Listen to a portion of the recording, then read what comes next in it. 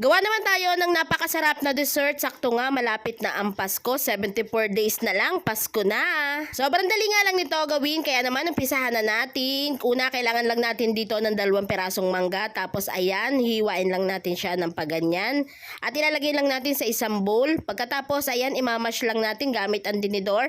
So, dudurugin lang natin siya ng maigi. At kapag okay na, iset aside lang muna. Sunod naman, dito ulit sa isang bowl, ay naglagay lang ako ng 2 pack ng chill na all-purpose cream.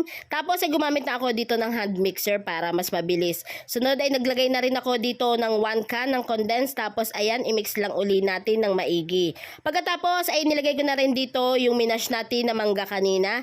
Tapos ayan, i-mix lang uli ng ilang minuto pa. Sunod, ang ginamit ko lang dito ay yung plastic container. So ayan, i-assemble na natin siya. Una ay naglagay ako dito ng base, yung crushed graham. So 2 kutsara bawat isa. Tapos ayan, ipaplat lang natin ito. Gamit lang din itong plastic container para mas ma-press talaga siya at pantay. Tapos ay lagyan ng second layer nitong mango cream. So ayan, 'di ba, ang ganda ng pagkaka-cream natin. So hindi yan magkakalat or magsasabog-sabog talaga kasi gumamit tayo dito ng hand mixer. Ay, electric mixer pala. Sunod, ayan, third layer, naglagay ulit ako diyan ng crushed graham. So 2 kutsara lang ulit. Tapos ayan, pinantay-pantay ko lang siya ng maayos talaga. Pagkatapos ay naglagay lang ulit tayo ng cream ulit dito sa ibabaw. So yun ay pinakang last natin na layer. Tapos ay naglagay lang ulit tayo dito ng crushed na graham ng kaunti sa ibabaw para naman mas maganda at may kaunting design na rin. Tapos ilalagay lang natin ito sa freezer ng 2 hours o kaya naman ay overnight. So lahat pala ng ginamit ko dito ng mga ingredients ay ilalagay ko na lang sa description box. Nakagawa nga pala ako dito lahat, bali ay 7 tabs. So 'di ba, napakarami ng ating nagawa. At eto na nga, after 2 hours, chinek na natin at medyo okay na rin naman siya para sa akin dahil excited na akong matikman ito.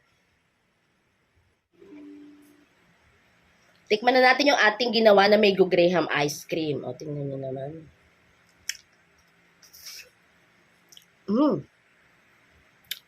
Ang sarap.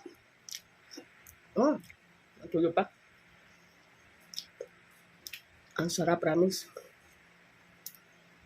Mango graham ice cream.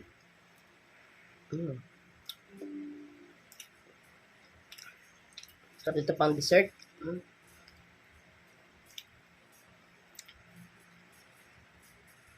Sarap.